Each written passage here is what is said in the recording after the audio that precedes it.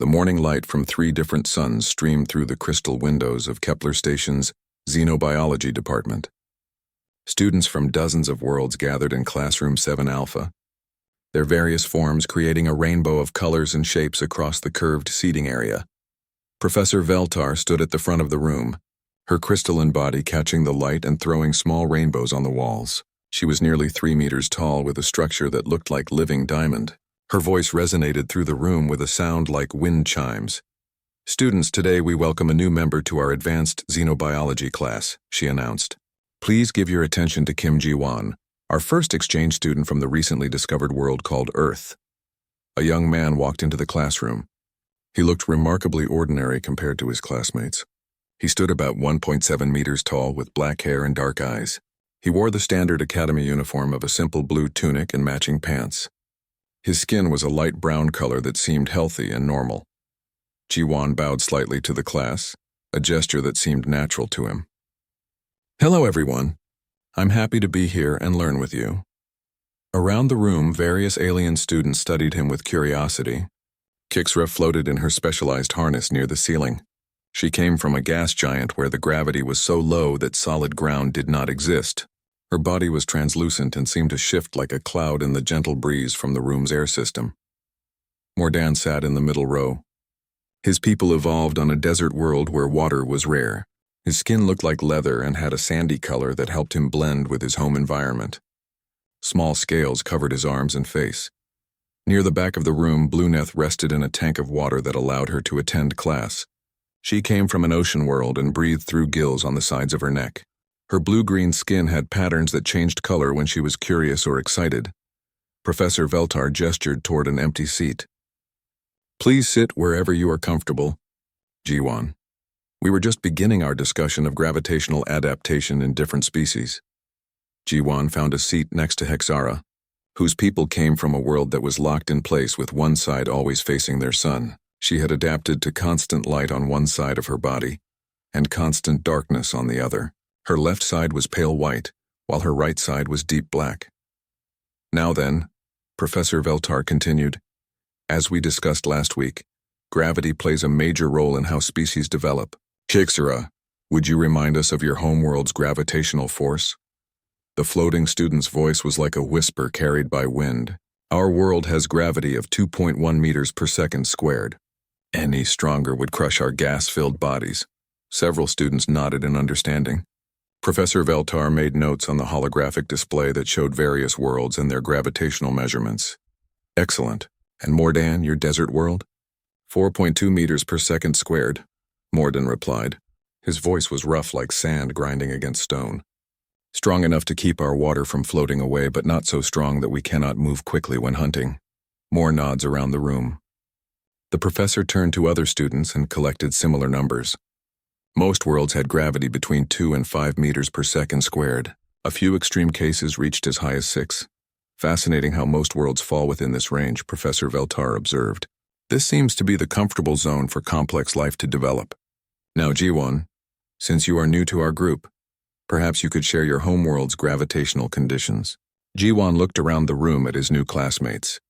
They all seemed friendly and interested in learning about his world. He did not want to seem boastful or strange, so he tried to give a simple answer. "Earth has pretty standard gravity," he said with a small smile. "Around 9.8 meters per second squared.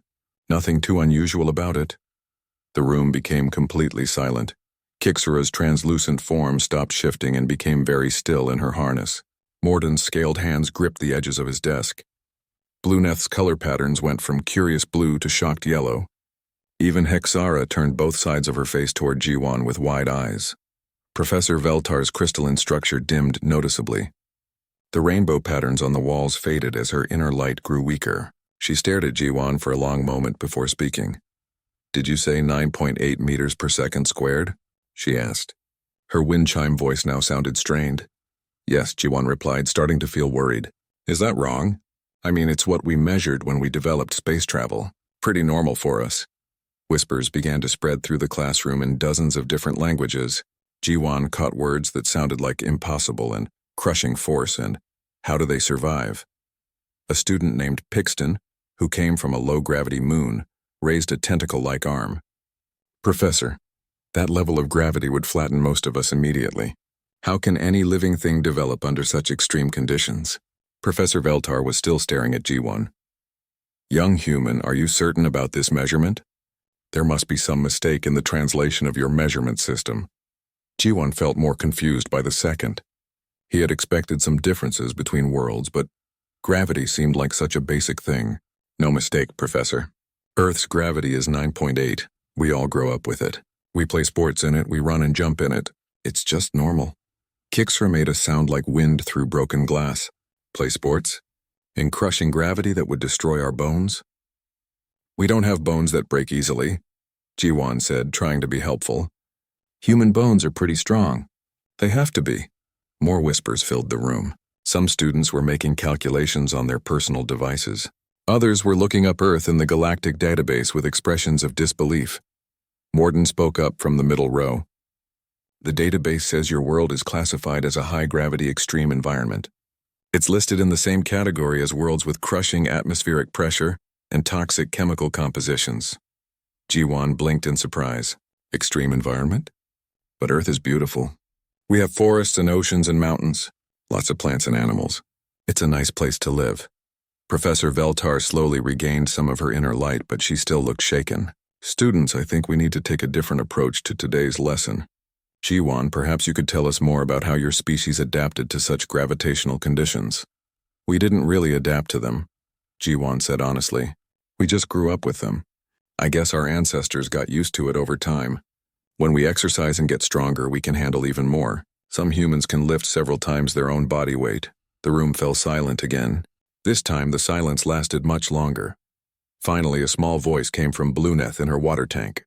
Several times their own body weight? In crushing gravity? Well, not everyone, Jiwan said modestly. Just the really strong ones. Most of us can only lift maybe our own weight or a bit more. Professor Veltar's light dimmed again. She looked around at her students, who were all staring at Jiwan with a mixture of awe and fear. Class, she said in a voice that barely made any chime sounds at all. I believe we need to reconsider everything we know about gravitational limits for complex life. We will continue this discussion tomorrow. Please read chapters 12 through 15 in your textbooks tonight.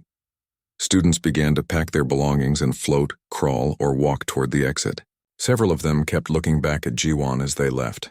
Jiwan gathered his own materials, still feeling confused about what had just happened. As he walked toward the door, he heard Kixra whisper to Mordan. Do you think there are more surprises about this Deathworld? Morden whispered back. I'm afraid to find out. Jiwan wondered what they meant by Deathworld. Earth seemed perfectly normal to him. 3 days had passed since Jiwan's first class, and word about the human student had spread throughout Kepler Station. Students from other departments would stop and stare when he walked through the corridors. Some would whisper to their friends and point at him like he was some kind of dangerous creature. Jiwan tried to ignore the attention as he entered the environmental sciences laboratory. The room was much larger than the regular classroom, with dozens of containment fields displaying different atmospheric conditions from around the galaxy. Each field glowed with a different color and contained swirling gases that represented various planetary environments. Professor Zedric stood near the central display. He was a tall, thin being with purple skin and 4 arms.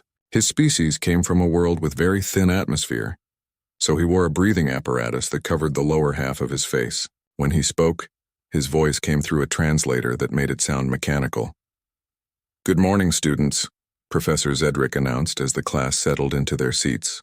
Today we will examine atmospheric compositions and how different species have adapted to breathe in various gas mixtures.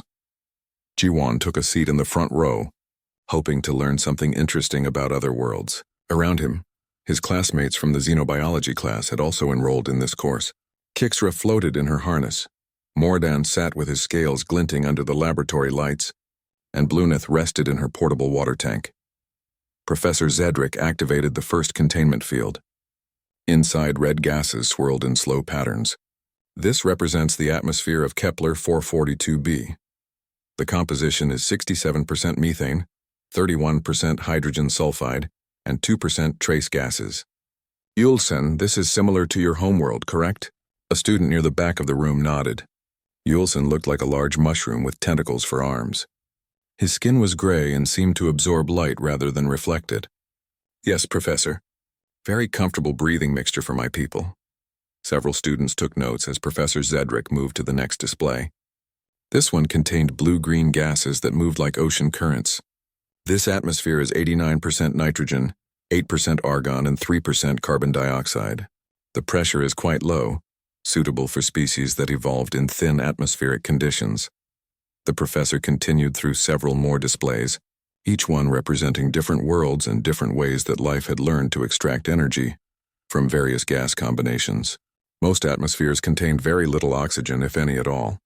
Finally, Professor Zedrick reached a containment field that glowed with bright white light. The gases inside moved quickly and seemed to sparkle. Several students immediately moved their chairs backward when they saw it. Now we come to one of the most dangerous atmospheric compositions in our database, the professor announced.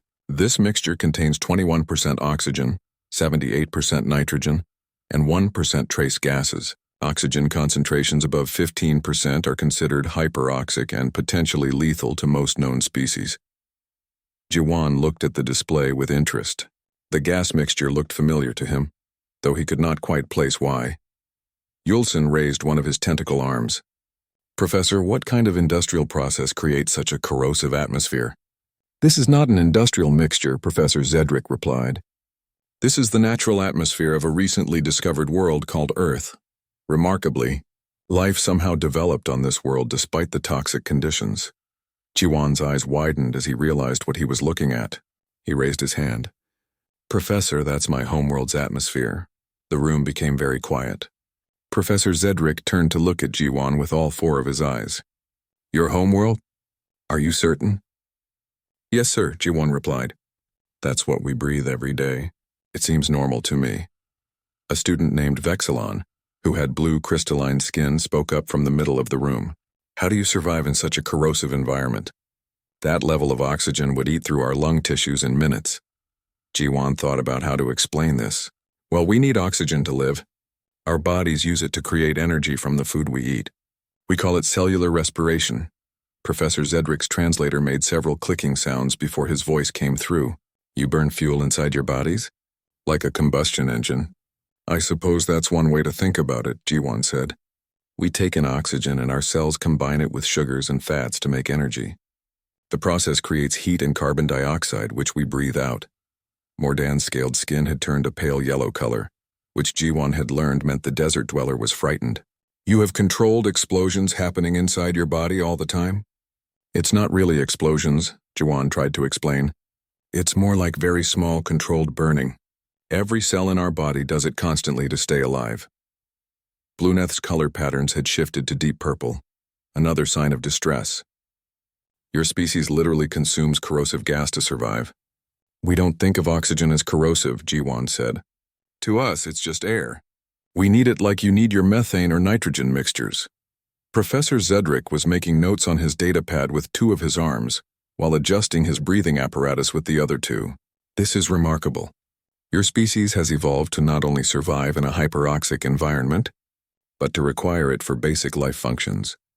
A small student named Pip Ara, who looked like a walking flower, asked, What happens if you don't get enough oxygen?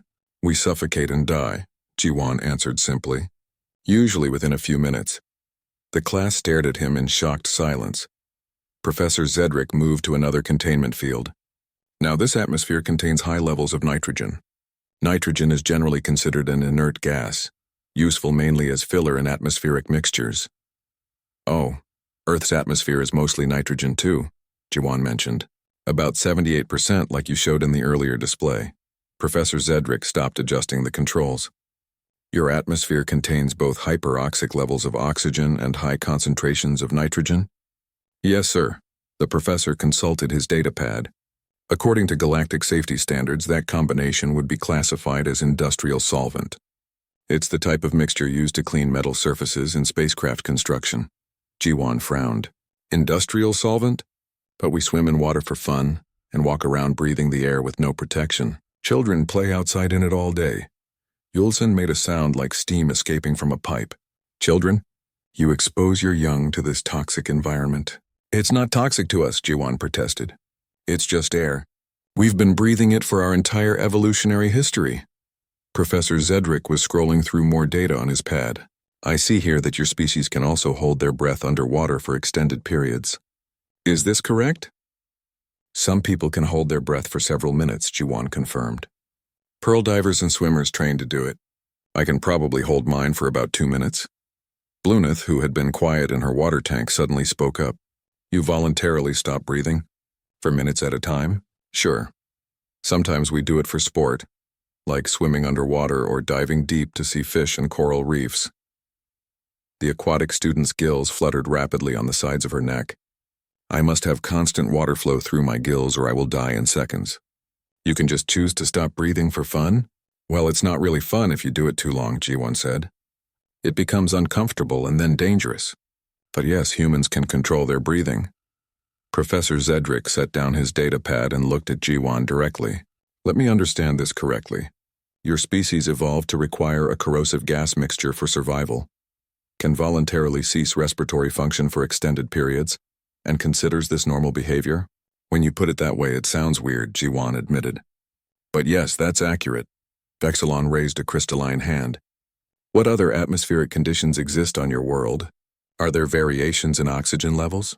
G1 thought about this. Well, oxygen gets thinner at high altitudes. Mountain climbers sometimes need extra oxygen tanks when they go really high, and we have different weather that changes air pressure and humidity. Weather changes your atmospheric composition? Professor Zedrick asked. Not the composition so much, but the density and moisture content.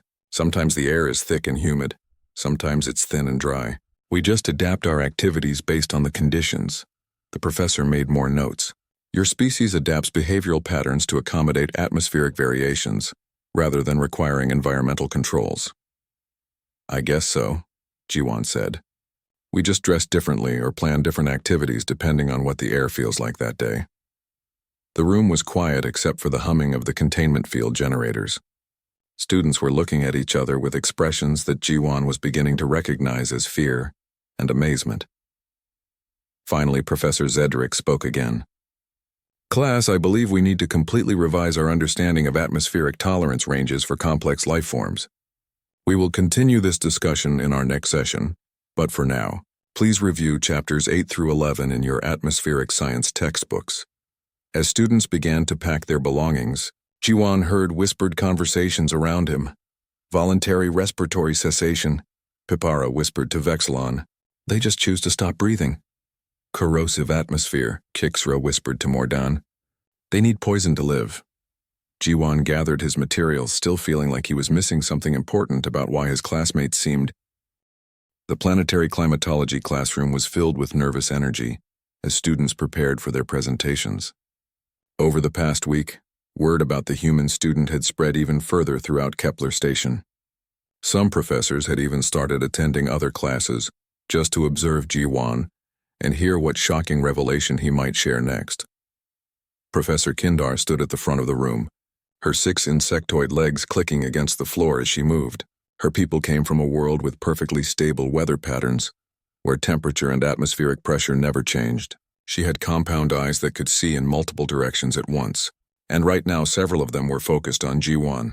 Today, students will present information about their homeworld's climate patterns, Professor Kindar announced. Her voice buzzed like a swarm of friendly insects. We will learn how different species have adapted to their planetary weather systems. Hexara went first. Her black and white appearance seemed even more striking under the classroom lights. My world is tidally locked to our sun, she began. One side always faces the star, one side always faces away. The temperature on the light side stays at exactly 47 degrees Celsius. The dark side stays at exactly negative 23 degrees Celsius. There is no weather change. Students nodded approvingly. Several took notes about stable climate systems. Next came Kixra, floating in her harness. My gas giant has no solid surface, so weather is just movement of gas layers. Temperature varies only 3 degrees across the entire planet. Pressure changes are minimal and predictable. Professor Kindar made encouraging buzzing sounds. Excellent examples of stable climate systems that allow for consistent evolutionary development. Mordan presented information about his desert world. Day temperature reaches 52 degrees Celsius. Night temperature drops to 31 degrees Celsius. This pattern repeats exactly every 31 hours with no variation. We have no weather changes, no storms, no precipitation. More approving nods from around the classroom. Finally, Professor Kindar turned to Jiwon. Now let us hear about Earth's climate patterns. Jiwon stood up, unaware that half the professors from other departments had quietly gathered outside the classroom door to listen. Earth has pretty mild seasonal weather, he began. Temperature ranges from about -40 degrees Celsius in winter to +50 degrees Celsius in summer, depending on where you live. The room became dead silent. Hexara raised her hand slowly. Did you say the temperature changes by 90 degrees? Well, that's the extreme range, G1 clarified. Most places don't get that hot or cold. Where I grew up, it usually stays between -10 and +35 degrees Celsius throughout the year. Professor Kindar's compound eyes all focused on G1 at once. Your world's temperature changes by 45 degrees in a single location? That's pretty normal, G1 said. Some places have even bigger temperature swings.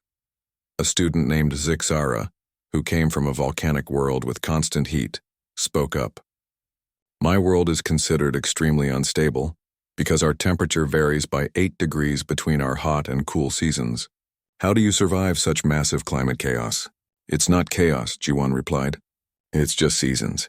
We wear different clothes when it gets cold and stay in shade when it gets hot. Most humans actually enjoy the variety. Blueneth's water tank began bubbling rapidly, a sign of extreme distress. Enjoy? You enjoy your world randomly trying to freeze or cook you? The changes aren't random, G1 explained. They follow predictable patterns based on our planet's position relative to our sun. We can plan for them. Professor Kindar was making rapid notes on her datapad with 2 of her 6 arms. What other climate variations occur on your world? Jiwon thought about how to explain Earth's weather without frightening his classmates further. Well, we have rain and snow and wind. Sometimes we get storms. Define storms, Professor Kindar requested. Oh, you know, thunderstorms with lightning and heavy rain. Sometimes we get hurricanes or tornadoes. In winter, we might get blizzards. Pixton, the student who had fainted in the previous class, was looking pale again. What is lightning? It's electrical discharge that happens during storms, Jiwon said. Basically natural electricity that jumps between clouds and the ground. It can reach about 30,000 degrees Celsius. Pixton fell off his chair. While 2 students helped Pixton to the medical station, Professor Kindar stared at Jiwon with all of her compound eyes. Natural electrical discharge at 30,000 degrees? That would vaporize most known materials instantly. It's really bright and loud, Jiwon agreed, but it usually only lasts for a fraction of a second. Most humans think thunderstorms are pretty cool to watch. Yulson, the mushroom-like student, made his steam whistling sound. You watch these electrical death beams for entertainment? Well, we stay inside during bad storms, Jiwon said. We're not stupid about it. But yes, lots of people enjoy watching lightning from a safe place. Mordin's scales had turned pale yellow again. What are hurricanes and tornadoes? Jiwon tried to think of a simple way to explain. Hurricanes are really big rotating storms with very strong winds and lots of rain. They can be hundreds of kilometers wide. Tornadoes are smaller, but they spin faster and can destroy buildings. How strong are the winds? Professor Kindar asked. Hurricane winds can reach about 250 kilometers per hour. Tornado winds can go over 400 kilometers per hour. The silence in the room was so complete that Jiwon could hear the ventilation system humming. Vexilon, the crystalline student, finally spoke. 400 kilometers per hour winds? That would shatter my people into fragments. Tornadoes are pretty rare, Jiwon said reassuringly. Most humans never see one. And we have warning systems so people can take shelter when they're coming. What kind of shelter survives 400 kilometer per hour winds? Hexara asked. Storm cellars, reinforced basements, specially built safe rooms. Some people just drive away from the tornado path if they have enough warning. Blueneth's color patterns had shifted to a deep red that Jiwon had not seen before. You have developed technology to escape these atmospheric catastrophes? Sometimes, Jiwon said. But mostly we just deal with them. Build stronger houses, have emergency supplies, help each other when storms cause damage. It's part of living on Earth. Professor Kindar set down her datapad. You mentioned snow and blizzards. Please explain these phenomena. Snow happens when water vapor freezes in the atmosphere and falls as ice crystals. A blizzard is a snowstorm with strong winds and very low visibility. Sometimes we get several meters of snow in a single storm.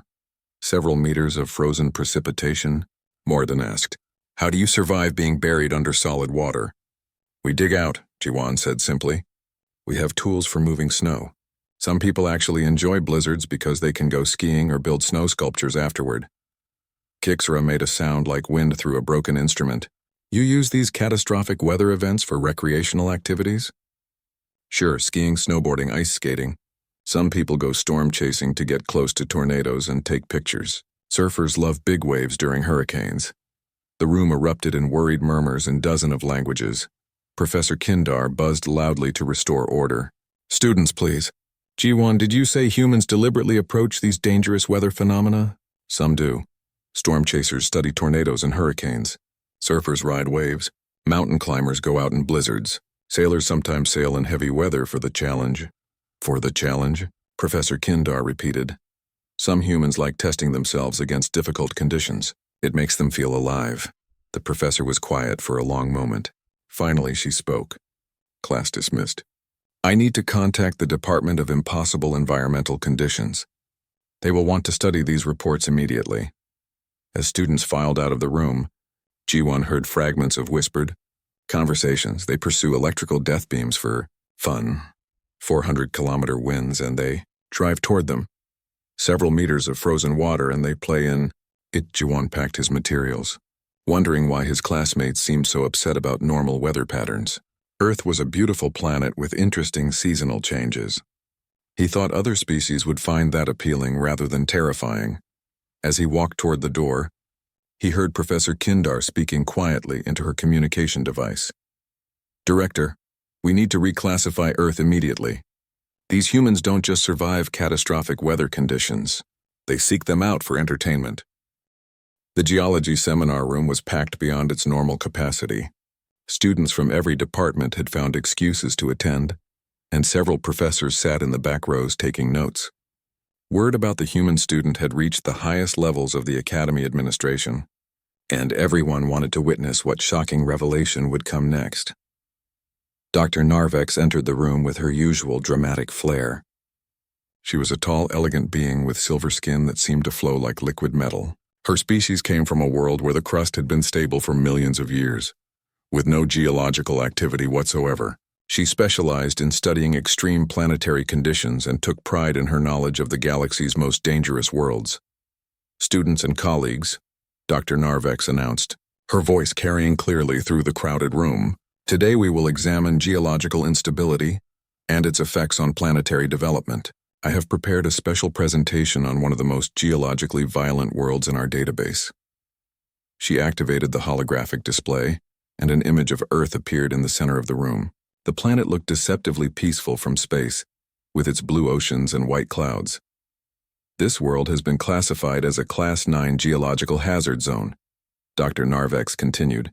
The surface is broken into massive plates that constantly move and collide with each other. These tectonic plates create ongoing seismic activity that would be considered catastrophic on most stable worlds. Jiwan looked at the familiar image of his homeworld with interest. He had never thought of Earth as particularly dangerous from a geological standpoint. Dr. Narvex manipulated the display to show a cross-section of Earth's structure. The planet's crust floats on a layer of molten rock called the mantle. The movement of this molten material causes the surface plates to shift, resulting in earthquakes, volcanic eruptions, and mountain formation. Students throughout the room made sounds of distress and fascination. Thorthan, a student whose crystalline homeworld had not experienced any geological activity for 10 million years, raised a tentacle-like arm. Dr. Narvex, how frequently do these surface disruptions occur? According to our data, the professor replied, consulting her notes. This planet experiences several million earthquakes per year. Most are minor, but thousands are strong enough to damage structures and alter the landscape. Gasps echoed through the room. Dr. Narvex continued her presentation, showing images of volcanic eruptions. The world also has approximately 500 active volcanoes. These regularly release molten rock, toxic gases, and superheated ash into the atmosphere. Jiwan raised his hand. Dr. Narvex, that's my homeworld you're describing. The room fell completely silent. Dr. Narvex turned to look at Jiwan with wide silver eyes. Your homeworld? Are you certain? Yes, ma'am. That's definitely Earth. Dr. Narvex stared at him for a long moment. You live on a world with millions of earthquakes and 500 active volcanoes? Well, I wouldn't say we live on the volcanoes, Jiwan replied. But yes, that's Earth. It's actually a very nice place. A student named Kivnex, whose people evolved on a world of solid diamond, spoke up. How do your structures survive constant seismic activity? We build them to handle earthquakes, Jiwan explained. Engineers design buildings that can flex and move with the ground motion. In areas with lots of earthquakes, we have special building codes. You adapt your construction to accommodate planetary instability? Dr. Narvex asked. Sure, we've learned how to live with it. Most earthquakes don't cause major damage if you build properly and take precautions. Morden's scales had shifted to their familiar pale yellow color of fear. What precautions do you take against molten rock eruptions? Well, most people don't live right next to active volcanoes, Jiwan said. But some do. They just monitor the volcanic activity and evacuate if there's going to be a big eruption. Some people choose to live near active volcanoes, Dr. Narvex repeated slowly. The soil around volcanoes is really fertile for growing crops, Jiwan explained, and some volcanic areas are beautiful. My friend Daehyun's family runs a farm near Mount Hala. They grow amazing vegetables there. The room erupted in worried murmurs. Dr. Narvex activated another part of her presentation. Perhaps you could explain how your species deals with these mountain-building events. The display showed a time-lapse simulation of mountain ranges forming as tectonic plates collided. We don't really deal with mountain building, Jiwan said. That happens over millions of years. But humans do climb mountains for sport and recreation. You climb the unstable geological formations for entertainment? Korthan asked. Mountains aren't unstable once they're formed, Jiwan clarified. Rock climbing and mountain climbing are popular hobbies. Some people make it their life's work to climb the highest peaks. Blunith's water tank was bubbling frantically. Even though these peaks were created by violent crustal collisions? The violence happened a long time ago, Jiwan said. Now they're just mountains. Beautiful places to hike and climb and enjoy nature. Dr. Narvex was scrolling through data on her tablet. According to this report, many of your largest population centers are built directly on tectonic plate boundaries. That's true, Jiwan confirmed. Cities like San Francisco and Tokyo are on major fault lines. Cities? Dr. Narvex's silver skin seemed to shimmer with shock. You build population centers on the most geologically active areas. Those areas often have good harbors and fertile land, Jiwan explained. Plus, people have been living there for thousands of years. The cities just grew up naturally. A small student named Pipthek, who looked like a walking crystal formation, asked, How many people live in these danger zones? Jiwan thought about it. Probably hundreds of millions of humans live in areas with significant earthquake or volcanic activity. Maybe more. The silence that followed was so complete that everyone could hear the ventilation systems in the walls. Dr. Narvex set down her tablet and looked directly at Jiwan. Hundreds of millions of your people voluntarily live on the most dangerous geological features of an already unstable world? We don't think of it as dangerous, Jiwan said. It's just where we live. We've learned how to deal with earthquakes and volcanic activity. Most of the time, nothing dramatic happens. What about when something dramatic does happen? Asked Vexilon. We help each other rebuild, Jiwan replied. Communities work together to recover from disasters. We've gotten pretty good at emergency response and disaster relief over the centuries. Dr. Narvex was making rapid notes. Your species has developed social and technological systems to recover from regular geological catastrophes. I wouldn't call them catastrophes, Jiwan said. They're just natural events that sometimes cause problems. Humans are adaptable. Yulsen made his steam whistle sound. You treat planetary-scale disasters as minor inconveniences? Not minor exactly, Jiwan said. But not world-ending either. We've survived ice ages, asteroid impacts, supervolcanic eruptions, and massive earthquakes throughout our history. They're challenging, but we get through them. The room was filled with the sound of furious note-taking and whispered conversations in dozens of languages. Dr. Narvex activated another display showing volcanic eruptions. You mentioned that some humans actually approach these molten rock events? Volcanologists study active volcanoes, Jiwan confirmed. They wear protective gear and use instruments to monitor eruptions and learn how volcanoes work. Some people also visit volcanic areas as tourists. Tourists visit active geological hazard zones?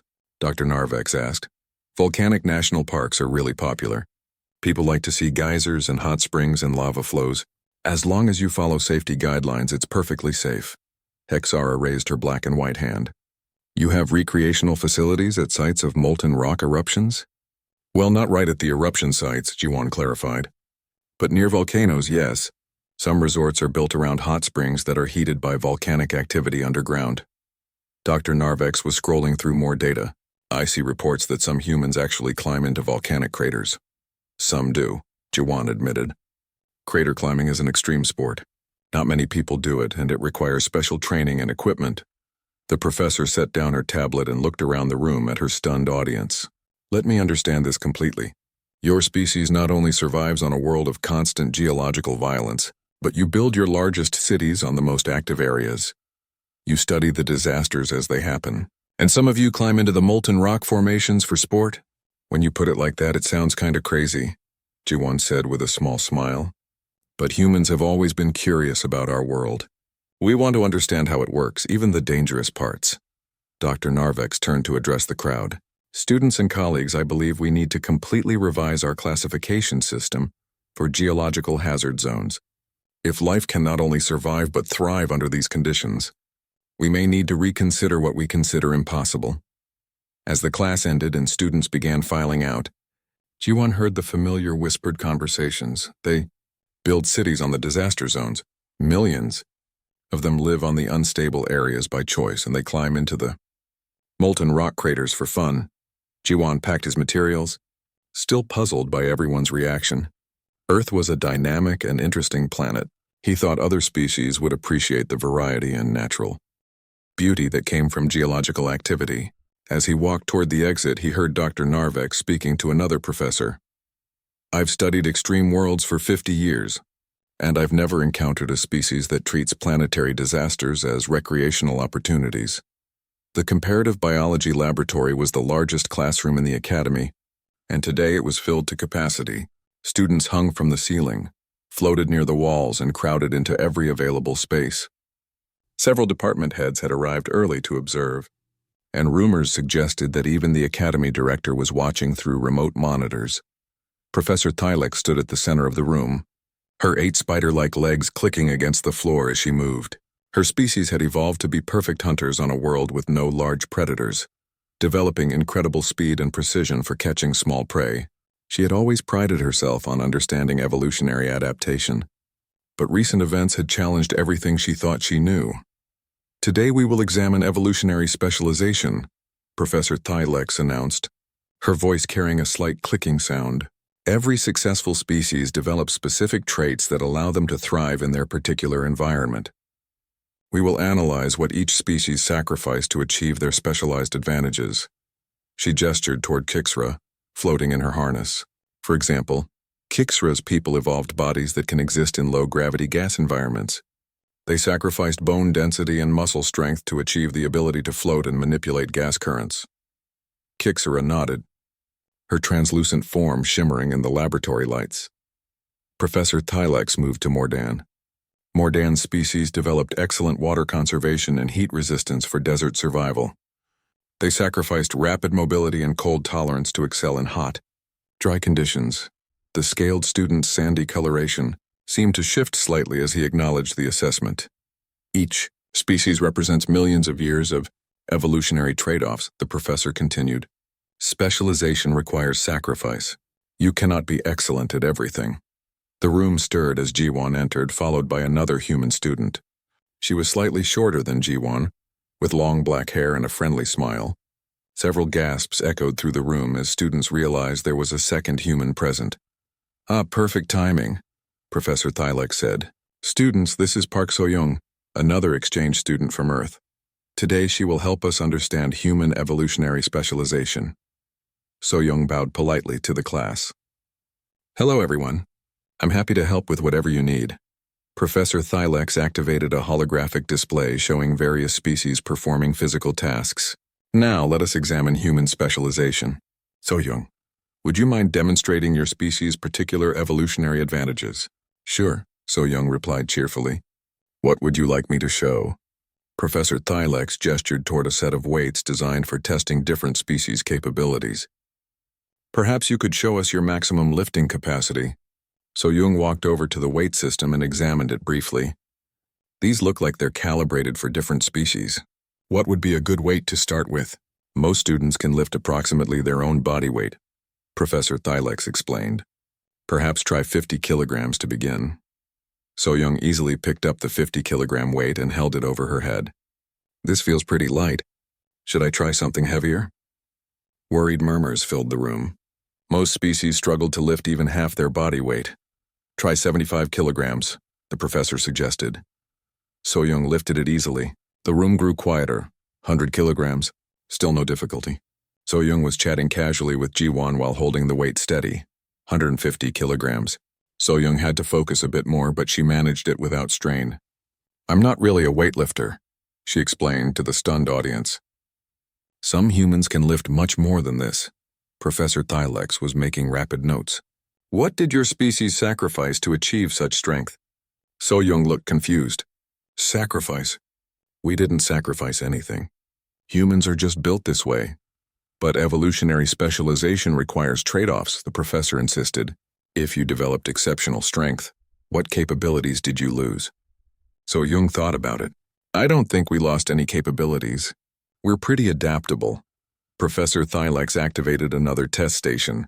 Perhaps your species sacrificed flexibility for strength. Please attempt this mobility assessment. The mobility test required subjects to bend, twist, and stretch through various positions. So-young completed it easily, bending in ways that made several students wince in sympathy. Remarkable flexibility, Professor Thylex noted. Then perhaps you sacrifice sensory capabilities? She led So-young through tests of vision, hearing, smell, and touch. While not exceptional in any single area, human senses proved to be functional across a remarkably broad spectrum. Your vision works in multiple light conditions, the professor observed. Your hearing covers a wide frequency range. Your sense of smell can distinguish thousands of different compounds. Is that unusual? So-young asked. A student named Rex Allen, whose species had evolved incredible night vision but was nearly blind in daylight, spoke up. Most of us have one exceptional sense and several limited ones. You seem to have multiple functional senses with no major blind spots. Professor Thylex was consulting her datapad with increasing confusion. This makes no evolutionary sense. Specialization should require sacrifice. What is your species specialized for? Ji-won and So-young looked at each other. I guess we're specialized for adaptability, Ji-won suggested. Adaptability is not a specialization, Professor Thylex replied. It's the opposite of specialization. So-young demonstrated her ability to run, jump, climb, swim motions, and manipulate small objects with precision. Each test revealed that humans were competent at a wide variety of physical tasks without excelling at any single one. Wait, said Vexilon, the crystalline student. If you don't specialize in any particular survival skill, what is your evolutionary niche? The two humans thought about this question seriously. Problem-solving, maybe? So-young offered. Humans are good at figuring things out and adapting to new situations. Tool use, Ji-won added. We make tools to help us do things we can't do naturally. Professor Thylex clicked her mandibles together rapidly, a sign of deep thought. You developed intelligence as your primary specialization? Among other things, So-young said. But we also kept most of our other abilities. A student named Zilmoth, whose species had developed incredible intelligence but lost most physical capabilities, asked, How do you maintain both mental and physical development? Intelligence requires enormous energy resources. Humans eat a lot, Ji-won explained. We need regular meals to keep our brains and bodies working. How much energy do you consume daily? Professor Thylex asked. So-young calculated quickly. About 2,000 to 3,000 calories per day, depending on activity level. The room erupted in shocked whispers. Most species consumed a fraction of that energy. That's an enormous caloric requirement, Professor Thylex noted. How do you obtain sufficient resources? We grow food, hunt animals, fish in the oceans, Ji-won said. Humans are omnivores, so we can eat almost anything organic. You can digest both plant and animal matter? Asked Pip-Ara, the flower-like student who could only process specific types of mineral solutions. Sure. Fruits, vegetables, grains, meat, fish, dairy products. Most humans can eat a huge variety of foods. Professor Thylex was scrolling through evolutionary theory texts on her datapad. This contradicts fundamental principles of evolutionary specialization. You cannot be generalist and also be successful apex predators. Apex predators? So-young asked. What makes you think humans are apex predators? The professor looked up from her pad. You have the strength to overpower most species, the intelligence to outthink them, the sensory capability to track them, and the adaptability to hunt in any environment. What else would you be? The two humans exchanged glances. I never really thought of humans as predators, Ji-won said. We mostly just live our lives and try to get along with each other. What happened to the other apex predators on your world? Krexalan asked. We mostly avoided them or drove them away from human settlements. So-young explained. Most large predators are endangered now because humans took over their territories. You displaced other apex predators without specialized adaptations? Professor Thylax asked. We use tools and work together, Ji-won said. Humans are really good at cooperation and problem-solving. Blueneth's water tank was bubbling with agitation. Your species became the dominant life form on a death world through cooperation and tool use? Earth isn't a death world, So-young protested. It's beautiful and full of life. Full of life that you displaced or domesticated, Professor Thylax observed grimly. We domesticated some animals, Ji-won admitted. Dogs, cats, horses, cows, chickens, but we also protect wildlife in parks and reserves. You keep other species as companions and food sources? Morden asked. Some humans keep animals as pets because they enjoy their company, So-young explained. And yes, we raise animals for food. But many humans also work to protect wild animals and their habitats. Professor Thylax set down her data pad and looked around the crowded room. Students, I believe we are witnessing something unprecedented in galactic evolutionary history. This species, Appy, ours to have avoided specialization entirely, developing instead into generalist survival machines with apex predator capabilities. She turned back to the two humans. The question that troubles me is this. If you are capable of displacing other apex predators and adapting to any environment, what prevents you from taking over everywhere you go? Ji-won and So-young looked genuinely puzzled by the question. Why would we want to take over other places? So-young asked. We just want to learn about the galaxy and make friends with other species. The room fell completely silent as hundreds of alien students contemplated the implications of apex predators who claimed they just wanted to be friendly. Professor Thylax spoke quietly to her assistant. Send a message to Academy Security. I think we need to have a very serious discussion with the director about these exchange students. The Academy's grand auditorium had never seen such a crowd. Students from every department and species packed the vast space, while professors lined the walls and filled the observation decks. Academy Director Zulmaran himself sat in the front row, his ancient crystalline form glowing with nervous energy. Security personnel had positioned themselves at every exit, though no one was quite sure what they were securing against. Word had spread throughout the galaxy about the human students at Kepler Station. Emergency sessions had been called in several government councils. Military advisors were demanding threat assessments. Xenobiologists were rewriting textbooks, and at the center of it all, two seemingly ordinary humans had been asked to give a presentation about their homeworld. Ji-won stood at the center of the auditorium stage, a holographic projector in front of him, and the eyes of thousands of beings focused on his every movement. Beside him, So-young checked their presentation materials one final time. Neither of them fully understood why their simple explanations about Earth had caused such an uproar, but they had agreed to try to clear up any misunderstandings. Honored Director, respected professors and fellow students, Ji-won began, his voice carrying clearly through the auditorium's sound system. Over the past several weeks, my classmates have asked many questions about how humans survive on Earth, but I think you've been asking the wrong question. The massive auditorium fell completely silent. Behind Ji-won, a holographic image of Earth appeared, slowly rotating to show the blue oceans, white clouds and brown and green continents. From space, it looked peaceful and beautiful. You've asked how humans survive crushing gravity, corrosive atmosphere, extreme weather, geological disasters, and biological competition, Ji-won continued. But survival was never the goal. The real question is why Earth made us the way we are. So-young stepped forward to join him. Every challenge you've described as impossible to survive has happened on Earth thousands of times throughout human history. But we didn't just survive them. We learned from them. The holographic display changed to show images of human cities built to withstand earthquakes, their flexible structures swaying but not breaking during ground motion. When earthquakes destroyed our buildings, we learned to build better ones, Jiwan explained. When volcanoes covered our crops with ash, we learned that volcanic soil grows more food than anywhere else. When storms threatened our ships, we learned to read weather patterns and build safer vessels. Images flashed across the display showing human achievements: storm-resistant architecture, volcanic soil farms, weather prediction systems, tsunami warning networks. Earth didn't try to kill us, So-young said. Earth taught us to be unkillable. A murmur ran through the audience as the implications began to sink in.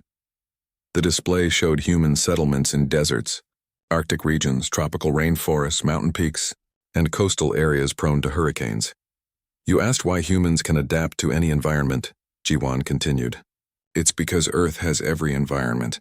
Humans who couldn't adapt to change died out millions of years ago. Only the most adaptable survived to become our ancestors. Director Zolmaran leaned forward in his seat, his crystalline structure brightening with intense focus. The holographic display shifted to show early human history: ice ages, asteroid impacts, supervolcanic eruptions, and massive climate changes.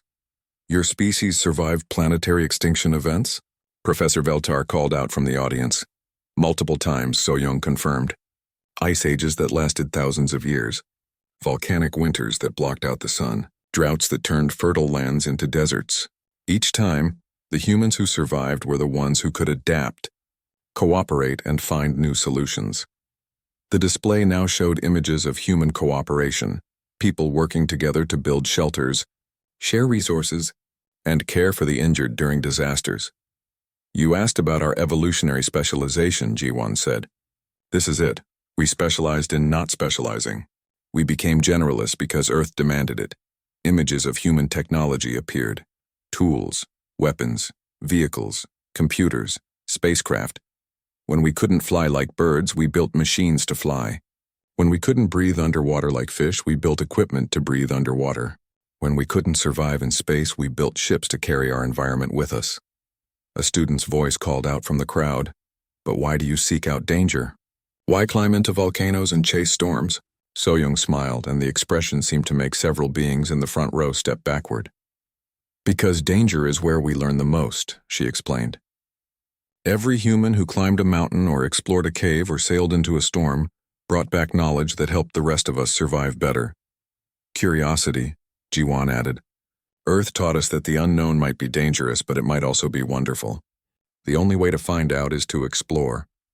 The display showed human explorers in every conceivable environment: deep ocean trenches, polar ice caps, dense jungles, active volcanoes, and even space itself. Your species explores actively dangerous environments for knowledge? Professor Thylex asked, her 8 legs clicking nervously. We explore everything, Jiwan replied. That's how we found you. A chill seemed to run through the auditorium. Now I want to show you the most important thing about humans, So-young said. Something that Earth taught us that might be hard for other species to understand. The holographic display changed to show scenes of humans in crisis: earthquake rescue operations, hurricane relief efforts, people helping strangers during emergencies. When faced with disaster, humans do something that might seem strange to you, she continued. We help each other. Even strangers. Even people we've never met from places we've never been. Images showed international disaster relief, medical aid crossing borders, humans of different backgrounds working together during emergencies. Earth taught us that cooperation isn't just helpful for survival, Jiwan explained. It's necessary. No human survives alone on Earth. We learn to help each other because if we didn't, we all died. But you're apex predators, Professor Thylex protested. Apex predators compete with each other. We competed with everything else, So-young said, but we cooperated with each other. That's how apex predators on Earth became successful. The display showed modern human civilization, cities where millions of people lived peacefully together, international cooperation on space exploration, global communication networks. This is why we wanted to come to your academy, Jiwan said. Earth taught us that diversity makes us stronger. Different species, different ideas, different solutions to problems. We want to learn from you just like we learned from Earth. Director Zolmaran stood up slowly, his ancient form creaking slightly. You claim your species simply wants to learn and cooperate? That's all we've ever wanted, So-Young replied honestly. Earth gave us everything we needed to survive anywhere in the galaxy. But it also taught us that survival is better when everyone survives together.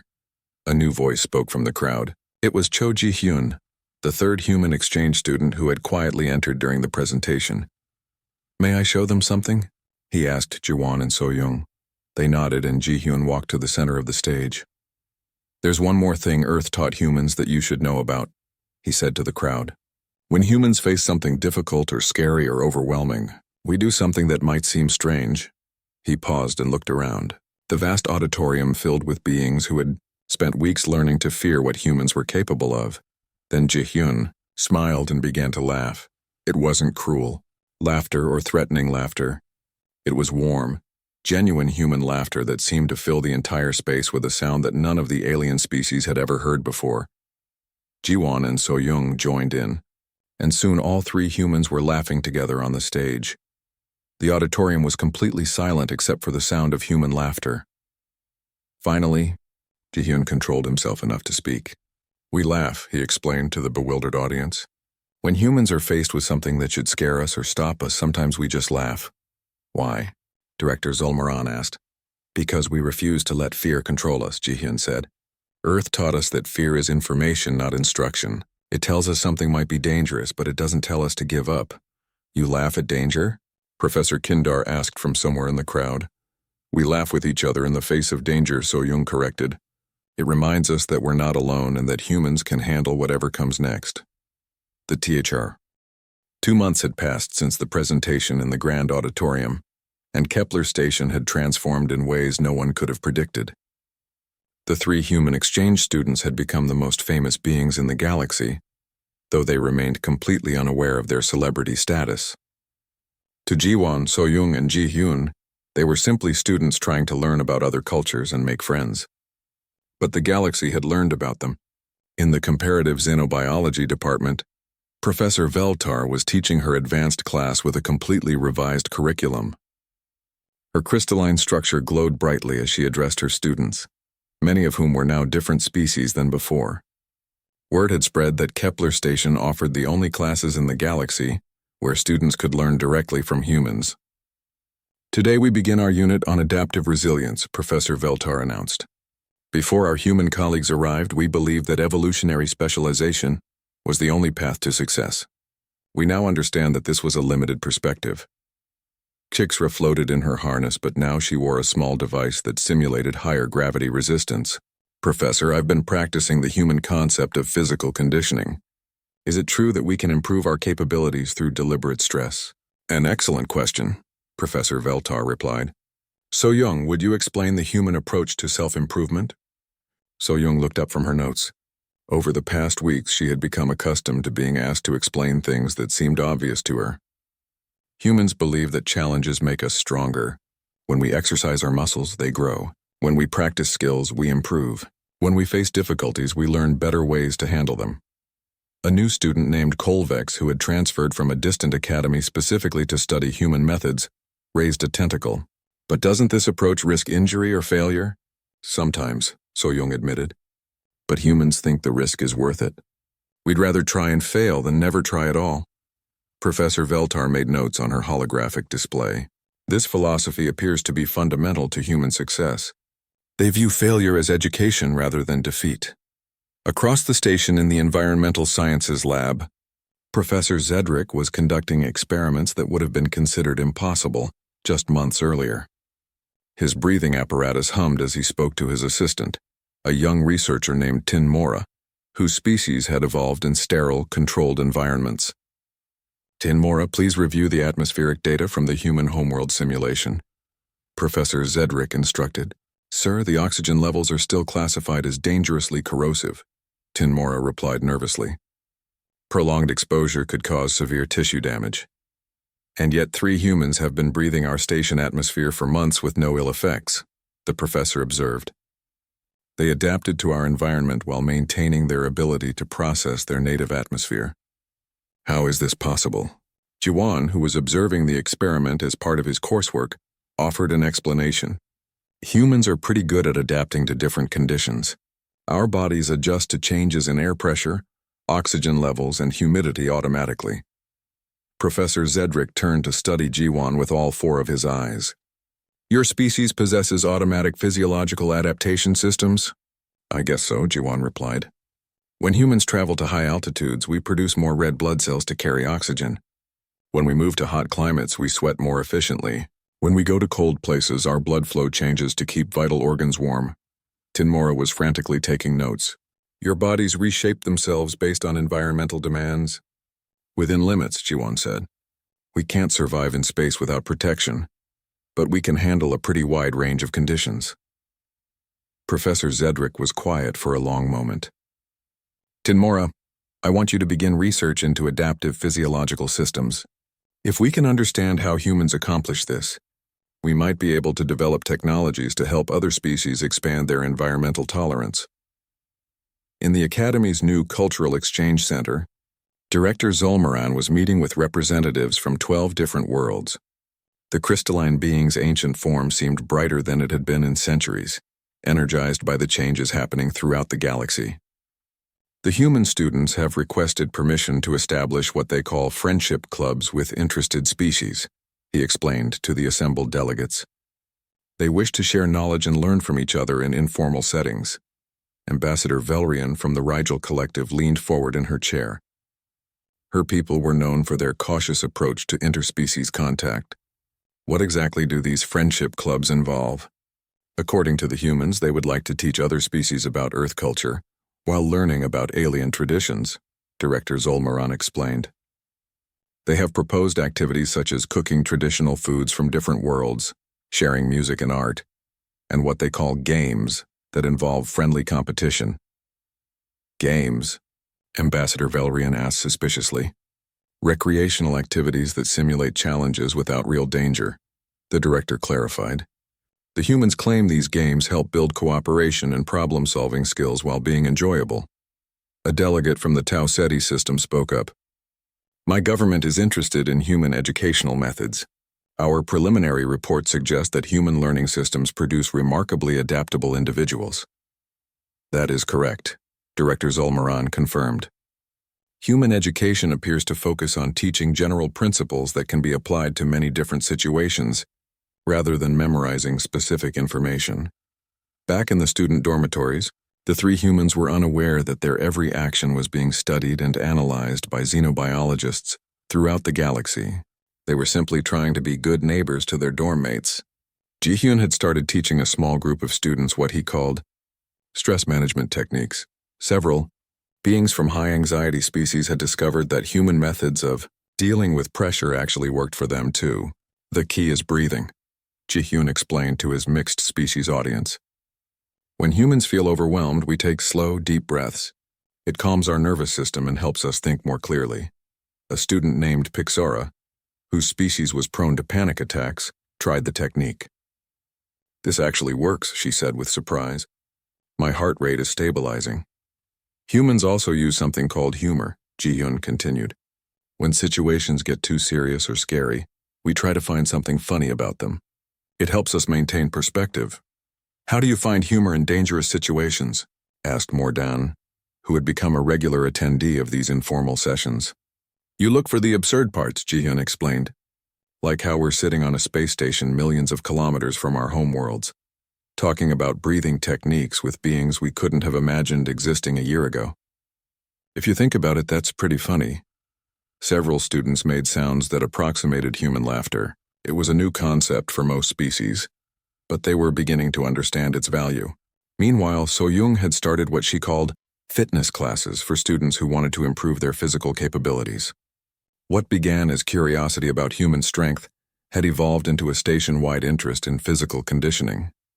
Remember, the goal isn't to become as strong as humans, So-Young explained to her diverse group of participants. The goal is to become stronger than you were yesterday. Kixra, floating in her modified harness that now provided resistance training, was showing remarkable improvement. I never thought my people could develop additional muscle mass, but this human concept of progressive overload actually works, Every species has potential they haven't discovered yet, So-young said encouragingly. Humans just happened to discover ours through necessity. The most surprising development was happening in the Academy's new philosophy department, which had been created specifically to study human ethical systems. Professor Nyaleth, a being whose species had evolved rigid social hierarchies, was struggling to understand human concepts of equality and individual rights. Jiwon, she said during one of their discussion sessions, your species achieved global cooperation despite having no natural hive mind or genetic castes. How is this possible? Jiwon thought carefully about his answer. Humans learned that everyone has value, regardless of their individual capabilities. We succeed because we help each other succeed. But surely some humans are more valuable than others based on their contributions. All humans have different talents and abilities, Jiwon replied. But we don't think that makes some people worth more than others. A human who teaches children is as important as a human who builds spaceships. Professor Nyaleth's multiple eyes blinked in confusion. This seems inefficient. Why not assign roles based on optimal capability matching? Because humans are happiest when they can choose their own paths, Jiwon explained. And happy humans work harder and create better solutions than humans who are forced into roles they don't want. The professor was taking detailed notes. Your species prioritizes individual satisfaction over systematic efficiency? We've learned that individual satisfaction actually creates better systematic efficiency in the long run, Jiwon said. When people enjoy what they do it better. These concepts were spreading throughout the galaxy faster than anyone had anticipated. Species that had never questioned their social structures were suddenly wondering if there might be better ways to organize their societies. Worlds that had accepted environmental limitations were researching human adaptation techniques. Civilizations that had avoided contact with other species were requesting cultural exchange programs. The three human students had no idea that their simple desire to make friends and learn about other cultures was triggering what historians would later call the Great Galactic Awakening. As Jiwon walked through the station corridors after his philosophy class, he noticed that the atmosphere seemed different from when they had first arrived. Students from different species were talking to each other more. Mixed species study groups had formed naturally. The dining areas buzzed with conversations in dozens of languages as beings shared stories about their home worlds. He met So-young and Ji-hyun at their usual meeting spot near the observation deck, where they often came to watch the stars and talk about their day. Have you noticed that everyone seems more relaxed lately? So-young asked as they settled into their favorite viewing area. I was just thinking the same thing, Ji-hyun agreed. When we first arrived, everyone seemed so worried about everything. Now they're actually having fun with their studies. Jiwon nodded. Professor Veltar mentioned that applications to Kepler Station have increased by 400%. Students are coming from all over the galaxy to study here. That's great, So-young said. The more species we meet, the more we learn about how diverse and amazing life can be. The three humans sat quietly for a moment, watching the stars and thinking about how much their lives had changed since leaving Earth. Do you think we'll ever really understand how different we are from everyone else? Ji-hyun asked. Maybe that's not the point, Jiwon replied. Maybe the point is that different doesn't have to mean scary. It can just mean interesting. As they talked, none of them noticed the small recording device that Director Zol Moran had placed near the observation deck. The Academy director had discovered that the humans' casual conversations often contained insights that formal interviews missed. Later that evening, as he reviewed the recording, Director Zol Moran made a note in his personal log. Day 73 of human observation. The subjects continue to demonstrate that their greatest strength is not their physical resilience or mental adaptability, but their fundamental belief that the universe is a place where friendship is possible. This worldview appears to be contagious. The galaxy was learning that Earth had not sent them warriors or conquerors or even teachers. Earth had sent them hope.